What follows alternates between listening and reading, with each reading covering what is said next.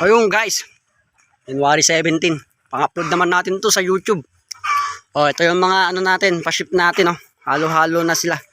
May Bulinaw, may Tarlac, may NCR. So ayan, oh, 5 piraso ata to. Ayan, video lang tayo.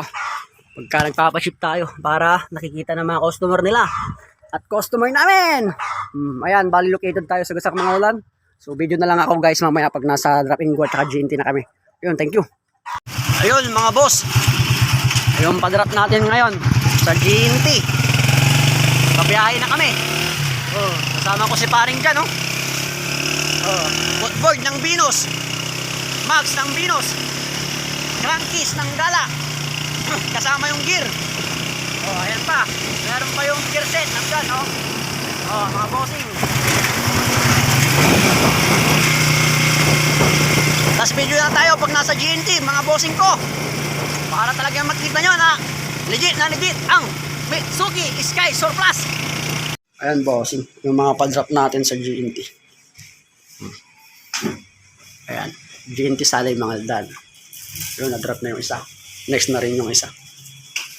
Tatlo to. Tapos yung nasa labas, pa-drop linggo natin. Ayun mga boss, na-drop na namin sa GNT yung gear set pang fashion, biyaheng Bulinaw. Yung isa naman, Angon o Rizal. Yun yung crankcase set. Next naman na itong drop and go. Ito, tail light ng fashion. Ito naman, mags. Ito, biyaheng Makati o Marikina ata. Check ko na lang mamaya. Ito naman, biyaheng Olongapo. So ayun, video ulit tayo pag nasa drop and go na tayo. Ito na, ka-drop and go guys. Next, cargo na. Tapos na yung GNT. Cargo na talaga. Ayan na. Para makita yung legit talaga tayo na shipper. Boss madam, okay na. Pantay na lang sa mga order ng ganito.